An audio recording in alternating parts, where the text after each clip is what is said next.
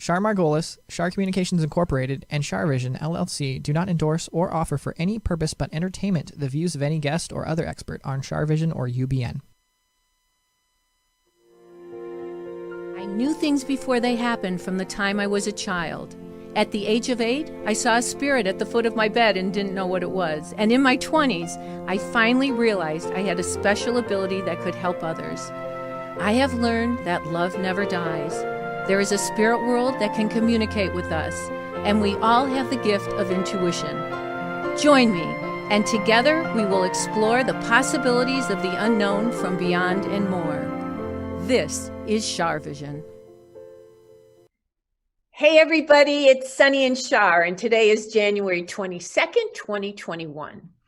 And so it's a new beginning, there's a new government, and hopefully we will all come together and really, as I wrote in my book, the universe is calling you back there the universe is calling you that we all have a collective karma. And that really we, do unto others as they would have you do unto you, or whatever the Bible quote is. I think it's very apropos. So anyway, in the news, there was civil unrest. There's a pandemic. Unfortunately, we've lost over 400,000 lives. And in America alone, I think it's over 2 million in worldwide. And my sister sends me this article that I talked about last week, and it's the truth is out there. Perhaps CIA releases thousands of UFO files. Now, there's all this chaos going on in the world, and then they're sneaking in that UFOs exist. So I thought I would bring on my favorite UFO guy, Brad Olsen, and talk about UFOs, because there's so much we don't know, and he knows a lot about it. So Brad, thank you so much for being here. Hey, Char, it's always great to talk to you as your special UFO guy.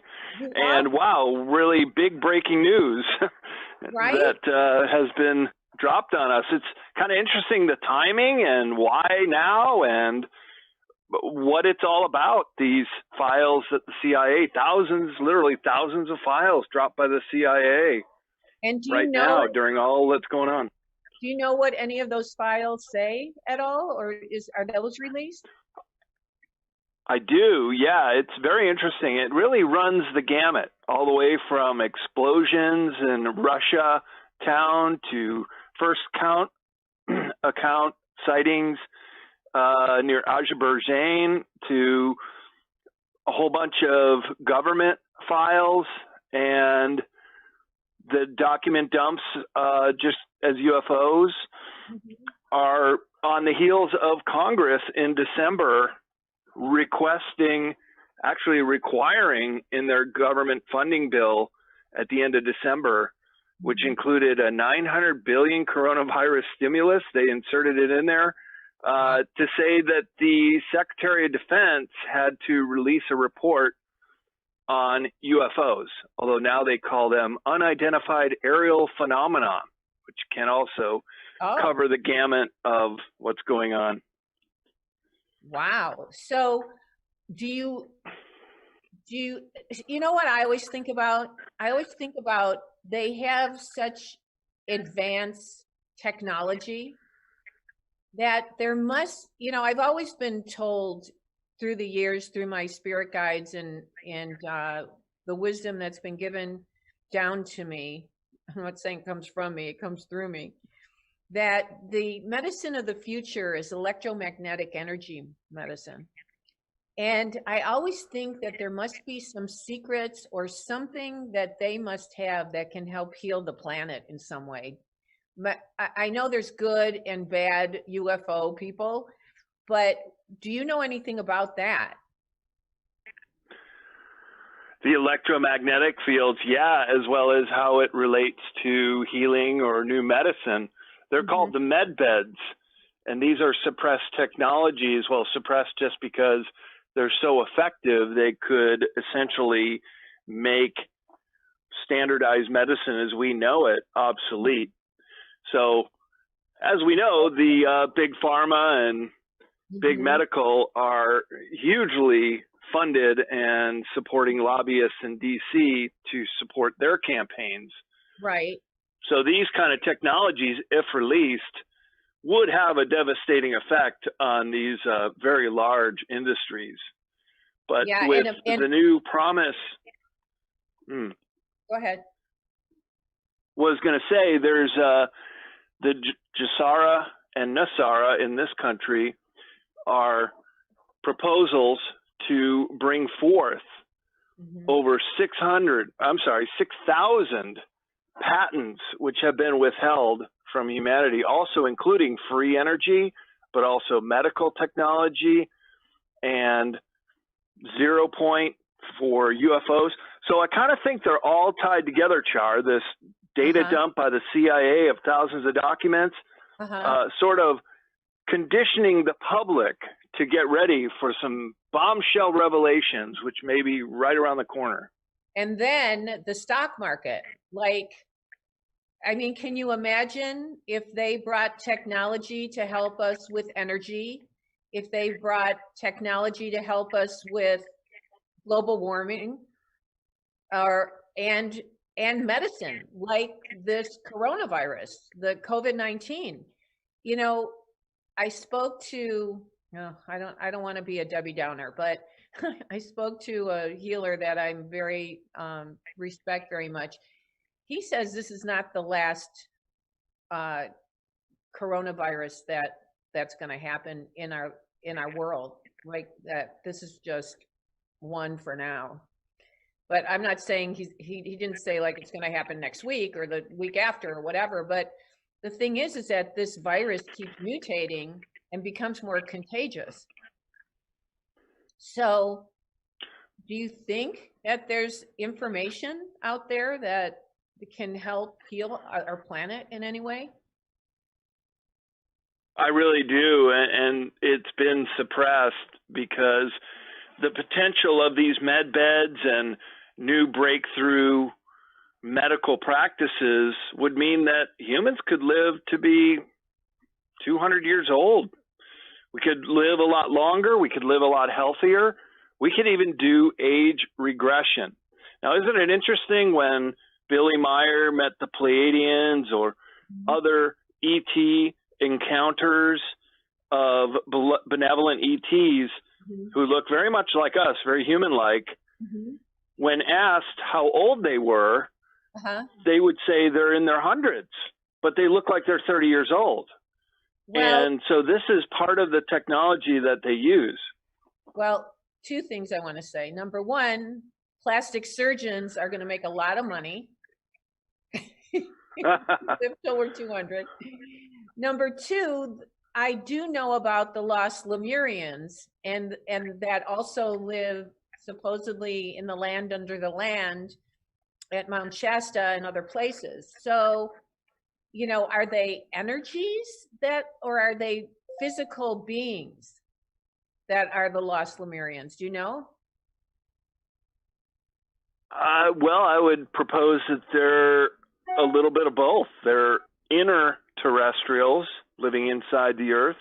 They're also ultra-terrestrials able to come and go out of our third-dimensional reality.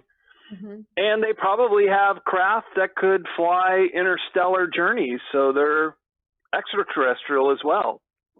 Well, because they're of this Earth and they live here, so in many ways they are granted the rights in the Prime Directive to be able to operate here on this planet. And have you ever had an experience meeting any extraterrestrials? Well, that's called CE5, Close Encounters of the Fifth Kind, and that's face-to-face encounters, and I have not. But I've had plenty of CE3, Close Encounters of the Third Kind, similar to the movie when you see craft or inexplainable lights or these unidentified aerial phenomenons in the sky. This is really interesting. I'm glad you brought up Mount Shasta, because most UFO sightings around the world occur above or around volcanoes. And you might ask, well, why would that be? Yeah, because if you think about what is a volcano, well, it's a heat source, it's active lava and other geothermal activities, but it's also massive cavities underneath the volcanoes itself. So if we're talking about ultra-terrestrials that have a way to transition through our third dimensional reality to other dimensional states, perhaps the heat or perhaps the mountain itself wouldn't be so much as a boundary, but more protection to give them a place to go without having humans be able to see them or our military harass them. It's so millions of UFO sightings have occurred at volcanoes, including Mount Shasta, including Mount Adams up by the Sea City Ranch, where I have personally seen dozens of sightings. Well, do you think that the volcanic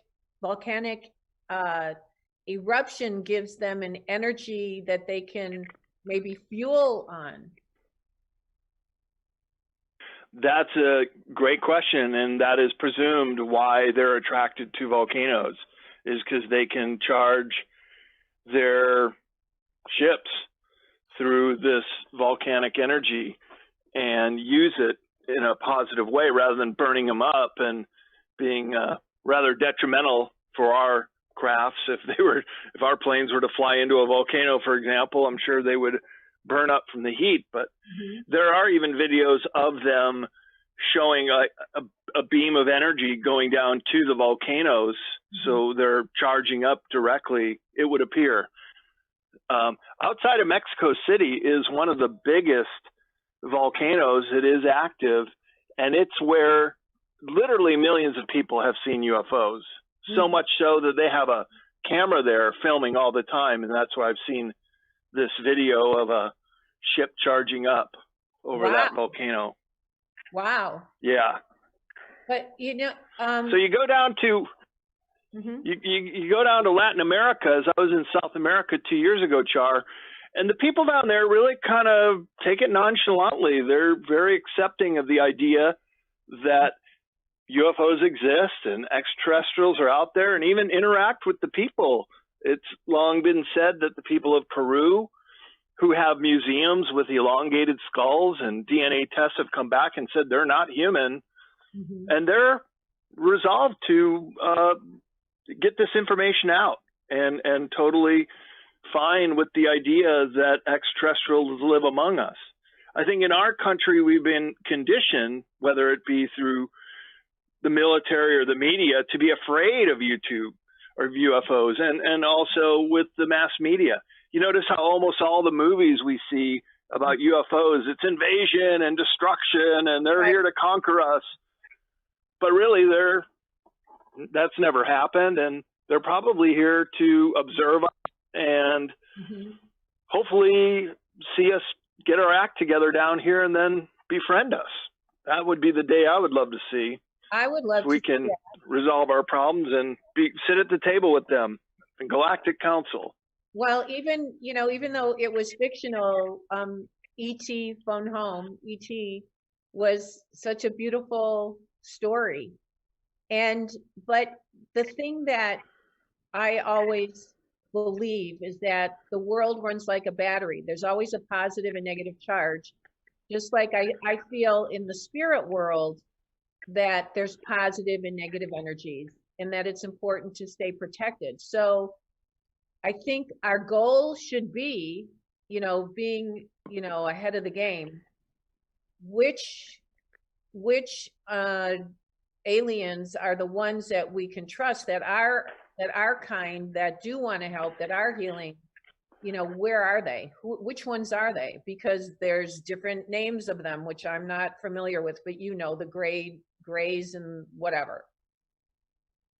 Well, I wouldn't put the grays in that category, nor the reptilians, but it is the ones that are very human-like.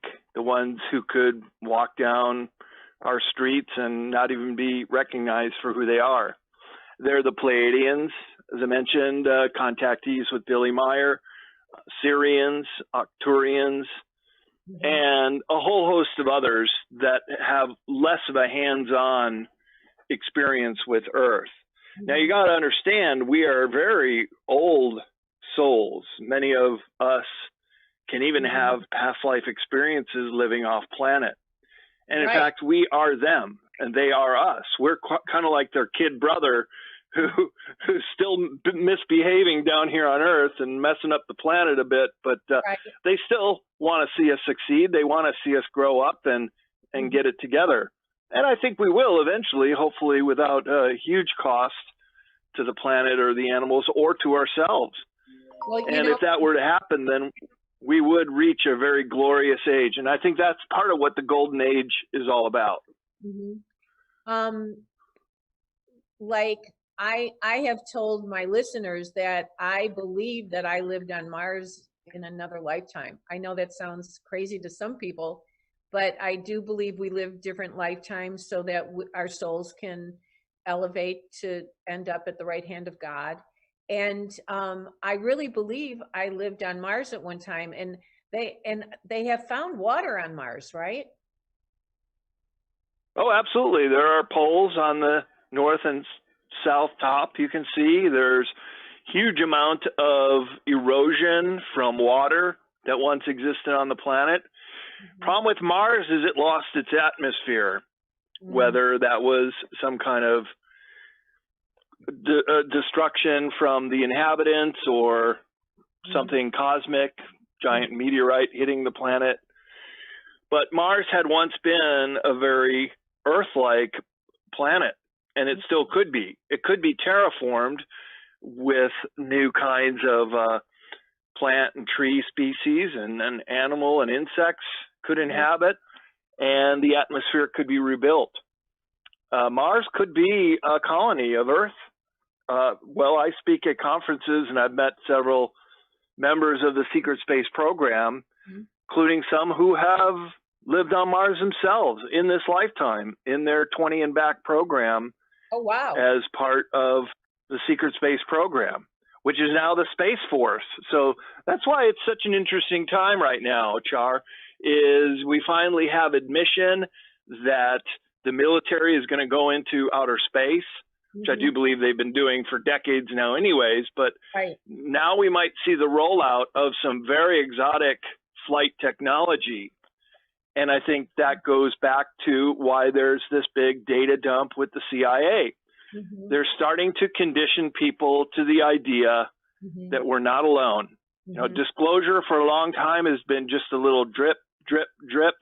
Now it's a pretty steady flow of information. And with this thousands of documents last week coming out, it's even bigger than it's ever been. So maybe that flow is now a rushing stream. So in the past, they talked about people who were abducted by aliens and then did all kinds of testing, and people come back and they vaguely remember their experiences. But do you think that has something to do with I forgot the names of the people that are like us walking the earth, but do you think that that's part of it? Well, abductions are definitely part of it. And in my book, Future Esoteric, The Unseen Realms, I have a whole chapter on human abductions and cattle mutilations. But when people are taken against their own free will, that's more of a service to self agenda, meaning the Greys have been mostly reported as the ET species doing the abductions, reptilians as well, that they're doing things, they're extracting DNA, they might even impregnate a woman and then later extract the unborn fetus and then raise it in a test tube and then reintroduce the mother later on to that hybrid child. So a lot of things like that are going against people's free will. If you were to be abducted, and the very nature of the word abduction is against your own free will choice to be doing that. Yeah, if you were to say voluntarily go on a craft and not be probed or anything physically happening to you, then that's your choice. But if you're being taken in the middle of the night or Right. in such a way that, yeah, you're not giving your approval, well, that's wrong. That is about the same as kidnapping in this country. But have people voluntarily gone on? Have you talked to anybody who's voluntarily done this in your books? Oh, yeah, there have been some. There are others who started out as abductees and then will voluntarily go. Guy named Sparks, he gives some great videos on YouTube talking about how he'll now go back voluntarily, and then they'll do things for you as well. In his case, he was a lifetime cigarette smoker, and one day he went in and they were doing some tests on him and came back and said, well, we have a gift for you. And he said, well, what's that? It's Jim Sparks is his name. And they gave him this box and he opened it and there's a putrid smell and it was black tar in there. He goes, what is that? Why are you saying this is some kind of gift? And they said, well, we extracted all the tar and pollution from your body and now you can breathe and feel a lot better. So they'll do things for you like that. And Jim Sparks, he says he has 100% recall of all his experiences and now goes back voluntarily to work with them and help them. This is just his one account, but there's many others very similar like that. And so, Char, I like it when you can have data points that line up of the same account of something, and those people are all pretty much verifying the same account. And then you can start putting the dots together and getting a big picture about what it all means. That's the way I do my research. Wow. I mean, you probably have the most extensive research of most anybody that there is. And tell us the name of how people can get a hold of you before I forget. I mean, we'll talk about it at the end of the show, but how can people get a hold of you or read your books or find out more about your experiences? Sure. Well, if you want to find out more about me and the work I do and other projects I'm on, BradOlsen.com, BradOlsen.com. CCC Publishing is the publishing site where you can find all of my books and other authors that we publish. My latest book, Beyond Esoteric, Escaping Prison Planet, which has a lot of new information about ET and UFO studies, has just come out. Give us a morsel from that. Give us a morsel from your new book. Oh, sure. Well, it's broken up into 3 sections, as are the previous 2 in the esoteric series. The first book is Modern Esoteric Beyond Our Senses, and that kind of starts at the beginning with the antediluvian civilizations going up through to this modern age. Future Esoteric has a lot of the information about UFO and ETs. That's the book that has got me invited to a lot of conferences to speak. And Beyond Esoteric is everything going beyond, meaning no 19th century occultist could imagine the world in which we live today, with a transhumanist agenda to now finding out more about UFOs and off-planet civilizations and so much more that are in this book. So it's broken up into 3 sections, as are the others. It starts out with the section called Neo-Fascism, the new kind of global control system we're seeing on this planet. And what is that? I do hope is going to fail. Well, fascism as defined, when we were kids in school, we'd hear about Mussolini and Hitler, who were getting corporations into government control. Well, now it's the other way around. Now it's corporation heads getting government to do their bidding, pulling in the judges and the congressmen and those in government to work for their agenda. And that's what we've heard is the New World Order. So now we're seeing the whole thing come out in the open. As David Icke has often said, there's going to come a time when they're just going to have to roll out their plans for everybody to see. And so that's the neo-fascism in the world today. Then it goes into embargo section, the truth embargo, all these subjects that have been withheld from humanity, including suppressed human origins. And I've done talks at conferences about the giants or the elongated skulls, which I mentioned earlier, and ETs among us in the fossil record. And the final section is called Ubermind, and that is how we're becoming human 2.0 and changing with all these new technologies and ways that we can also use to enhance ourselves, but also could be used in detrimentally ways to change us against our will. Whoa, that's scary. So, yeah, but this is what I define as esoteric subjects. These are information that's known by a select few, but now that this information is starting to come out there, more and more people are catching on, and I'm able to find this information and put it together in my books in a coherent way that people can understand. So how do we change that negative to a positive and bring only the goodness and the healing to our planet? Right. That's the big question. But I often maintain that the revolution is consciousness, Char, and it starts with each and every one of us, and it's an individual quest to become the best person we can possibly be. Yep. Yeah. And to understand what's happening. Yeah, I totally put it all together. I agree, because there is something that's called karma, and I believe that when we cross over to the other side, you can't hide truth.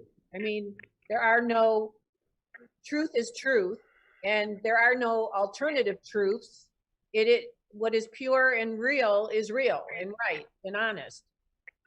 So how do, there's got to be a way to resonate with the positive energy so that, and in all aspects, energy from spirits, energy from extraterrestrials, whatever other energies there may be, with each one of us, like you said, each human being, to work together to heal our planet. And so we have a planet that exists in a healthy way for our children. I do feel like there's hope with this new administration for global warming. I really feel like they're going to do something about it.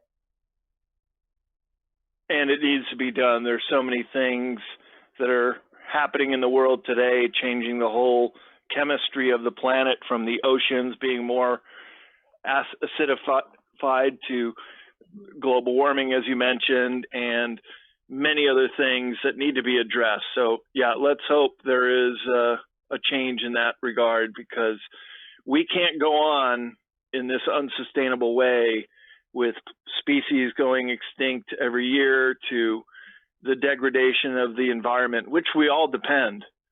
Humans like to think of themselves as separate or above it all, but it will come around and nip us in the butt. Right. And we will be the main recipients of our own karma, as you say. Our own folly of humans will be reflected on our standard living in the future if we don't correct it now. The other thing is, I wonder, I always think about this. I think about, I think that our guardian angels and spirit guides have laws that they can only help us to a certain extent. And we're here, life is a school, and we're here to learn lessons. So we can only learn so much, and they test us with our intuition to be tipped off about things in life to prevent problems and attain goals. And I just wonder if the extraterrestrials have laws and rules that they can only do so much right now, like the universal law. Is there just certain boundaries that they have to be able to help us with healing the planet? Yes, they do. They are bound by a universal law, which was defined in the Star Trek series as the Prime Directive, which I touched on earlier. That is very much a universal law. So that means that anytime you have a developing civilization such as ours, the benevolent ET groups are not allowed to directly interfere. Now, let's say we just had World War III begin and all the nuclear bombs were flying across to Russia and China and vice versa. They would take them out. And they've already demonstrated that they're not going to allow us to destroy ourselves and the planet with it. Right. So that kind of direct involvement will be allowed. But right. to come down here and just land on the White House lawn and announce that they're here, no, they're not going to do that. Okay. If you think about it, it makes perfect sense, because then they would be like our babysitters, and then we'd blame everything on them if we can't get it together. So they really want to see Earthlings, us humans, get it together ourselves. And you speak about karma, and that's exactly it. It's our karma. We got ourselves into this mess. We should pull ourselves out. I love that. Brad, can you stay with me for a few more minutes? Because we're going to take a quick break, but I want to talk about China, Russia, Korea, North Korea. I want to talk about that in comparison to UFOs and you know what we're dealing with in America. Do you have a little more time for us? Sure. Yeah. Okay, great. Okay, Tony, let's take a quick break and then we'll come back with Brad. Hey everybody, it's Sunny and Shar, and I just wanted to answer a couple questions. People have been calling the office and texting and emailing. Do I do private sessions? Well, yes, I do.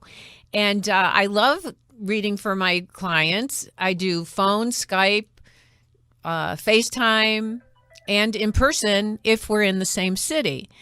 I also teach intuition. So if you have an interest in doing that, or if you're interested in getting your family together and you want a group reading, I do those as well.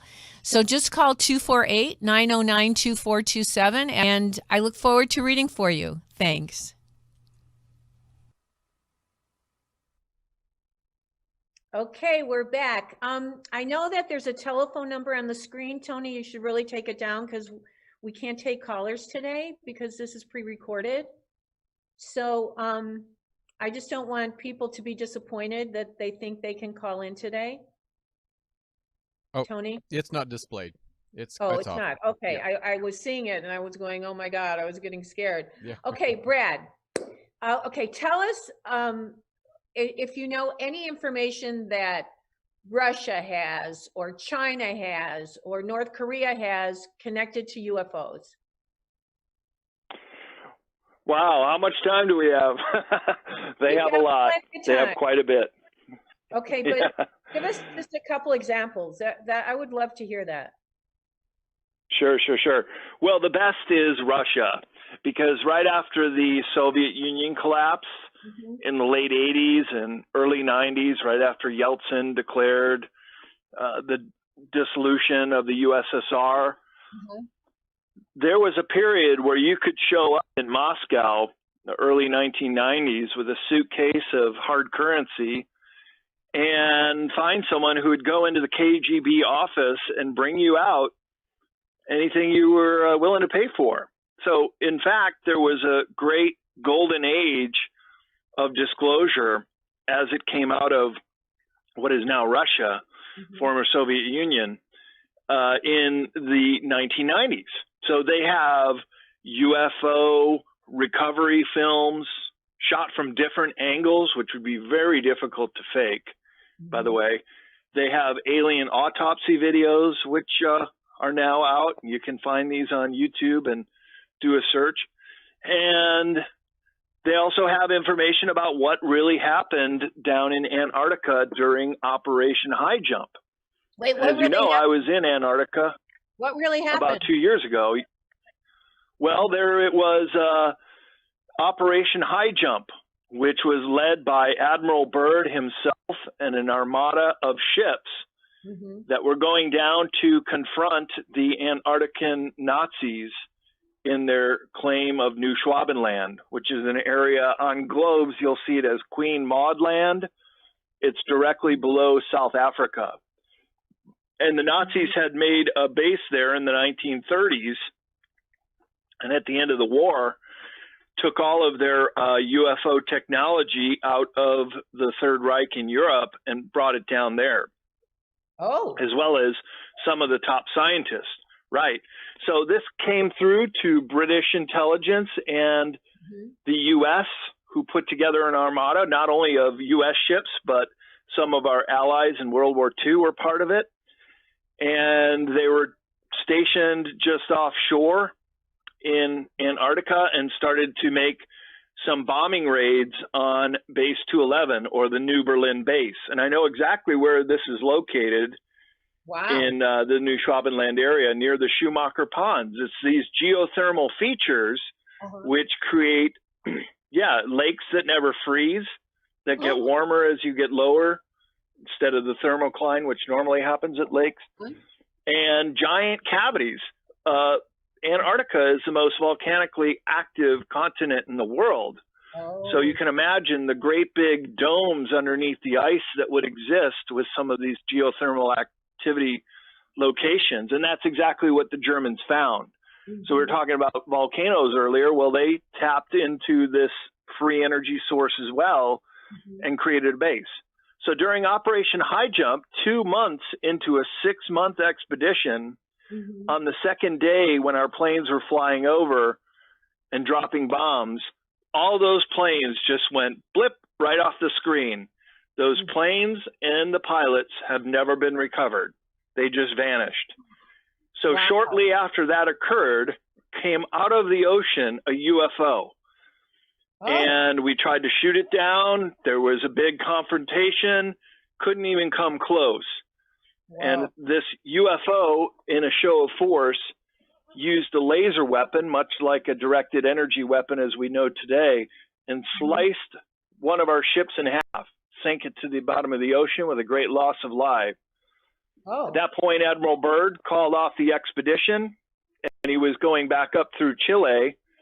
He had a journalist on board, and he maybe was saying things he shouldn't have, but told the journalist that we will be confronted with a new enemy that has the ability to fly pole to pole at incredible speeds. Whoa. Well, Char, as far as I know, we still don't have craft that can do that. No. Nor do we have known directed energy weapons that could slice a ship in half. And this all occurred at the end of 1946. So you can see there's a big lapse in the technology. And this all came out from this former Soviet Union data dump when people were buying material from the KGB. And then there was also a documentary, which you can still find on YouTube as well. It's in Russian, but there are subtitles. So as I was saying earlier about people in Latin America being pretty content with the idea that aliens walk among us here on the planet, a lot of countries around the world, including Russia and some of the communist countries, they seem to be okay with it too. They seem to be all right with the idea that there are ET groups that ally with certain other groups. And maybe they're doing this as a way to disclose perhaps the danger of aligning with some of these malevolent ET groups, such as reptilians or greys, who had aligned with the Nazis. But the Nazis were overwhelmed, and even though they were so much more technologically advanced than the Allies at the time, they just didn't have the manpower or the personnel or equipment at the end of the war and got overrun. But I'll tell you, till the very last day of World War II in Europe, the Allies were terrified that they would break out some of these wonder weapons and use them against our armies, and rightfully so, because had the war gone on for just 6 months longer, the Third Reich was very close to acquiring a nuclear bomb and other wonder weapons that could have stopped the Allies in their tracks, or even flown over New York City. They were doing test runs with some planes they have to drop a nuclear payload on some of our cities, and that could have certainly ensued for peace by doing that. Yeah, but thank God that didn't happen. So I'm still fascinated with the positive aliens and the positive UFOs, I forgot what the aliens, whatever you call them. And I'm still I still have this thing in my head that they have, like, they can shine a light on you or something and heal any virus, anything, change the molecular cells of the body. I feel that. Yeah. Have you ever heard of that? Absolutely. And, well, this is part of this whole medical revolution that could be taking place. And the other people thing who have worked on this have talked in terms of, if you want to understand the future of medicine, think in terms of sound, color, and vibration. That's just interesting. That right there should be pretty amazing. You know what's interesting about that? I've been talking to a lot of people who have had near-death experiences for my new book that I'm writing, and they say that the music is not, when they go, they're proclaimed dead and they experience the white light and going to heaven, but then they come back to talk about it. And they say music is not like music we know. We like feel music. Color's not like color we understand. We almost become the color. We feel it. And so that says to me that there's a similarity between what the healing powers that they have is similar. And I don't know if you've ever been to the integratron. Have you ever been to the integratron? Oh, I sure have, right near Giant Rock in Joshua Tree. Right. Because I take my people there, the people who, when I give retreats, I do inclusion retreats, and I take them there. And there's for people, I've talked about this to you guys who are listening. It's a place in the middle of the desert that was built by a man named George, who was guided by UFOs to build this domed structure, and there's no nails in it, and the acoustics are incredible. You can stand on one side of the room and whisper, and the person way on the other side of the room can hear you if you're directly in front of them. There's when you're in the top of it, there's an echo that is like incredible. And there's a pole there where I forgot what they called it, but if you stand by it, it can change your cells. It can rejuvenate your cells. Do you know about that? Well, that's what the building was originally constructed for, by George Van Tassel, who said quite directly that this information was given to him by benevolent ETs. I met his nephew, Chad Van Tassel, at a conference once, and we were both getting together for a mixer with some of the other speakers, and I got there a little bit early, and Chad was the only one there. So I had his ear, and I could ask very pointed questions, which I did for about 15, 20 minutes till everybody else got there, and was asking him what the integratron was, how it was built, who the ETs were, and so they would come down and directly work with him. And there were witnesses who would say that they would come and make a delivery, maybe some copper wire, and they would go over and talk to these tall, blonde-haired guys who were doing some work, and then turn around the next minute and they'd be gone and something like that. And he'd ask George Van Tassel, hey, who are those guys and where'd they go? And he said, well, those are our friends from above who are helping me build the integratron. Yeah, absolutely. This is ET technology. And once again, when we go back to sound, as you mentioned, perfect acoustics in the integratron, which, by the way, is a dome and a round-shaped building. As you say, no nails, no metal built into it. And George Van Tassel was just about to go online with this, and the notorious Men in Black sabotaged it, and it's never been operational in full. Well, aspects of it still do, as you mentioned with the pole.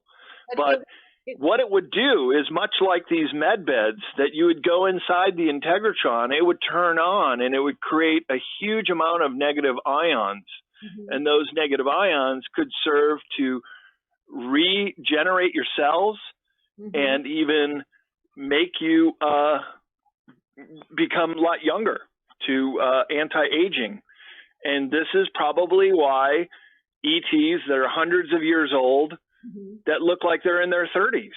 Right. And it could even potentially take a woman who is elderly and has been past menopause to have kids again in her 80s or 90s. It's been said that this technology has that promise. Well, I try to stand on that by that pole as long as I can. But here's the thing, like, just so everybody knows that we need to keep the integratron going, and they do sound baths there, and they're doing virtual sound baths. So you guys can Google the integratron in Landers, California, and you can literally experience that energy. Okay, so Brad, tell us again what about your new book, or what's the best. I want you to promote whatever you want. What's good? Sure. Well, the new book is called Beyond Esoteric, Escaping Prison Planet. Do have some information about the med beds and other things we've talked about on this call. I like to tell people to go to your local bookstore, support small businesses. You can order it there just as easily as you could get it through Amazon or another online retailer. But you can also go to cccpublishing.com, order it through there, and those orders come through my office, and I'm able to sign copies of books on the way out that way. And you can also read about all the other books I have in the Esoteric series, and Beyond Esoteric is my 10th book. So I've been doing this for quite a while, and CCC Publishing is the website for that, bradolsen.com if you want to know more about me, or the esotericseries.com just gives a breakdown of the 3 books with links to other sites related to this material, including my YouTube channel, which has a lot of videos about the audiobook chapters that I recorded are there to watch for free. And that's CCC Publishing Esoteric Series. Yep. Fantastic. Well, Brad, I can't thank you enough for joining us today, and I hope you'll come back, will you? Oh, absolutely, Char. You know, we're bros and sisters, and I love talking to you, and you ask such great questions. So anytime. Great. Well, it's love to come back. It's an honor and a pleasure. Okay, everybody, that's it for now. Sunny and I will be back with Tony next week. And remember, intuition will take you places logic never could. Take good care. Bye-bye.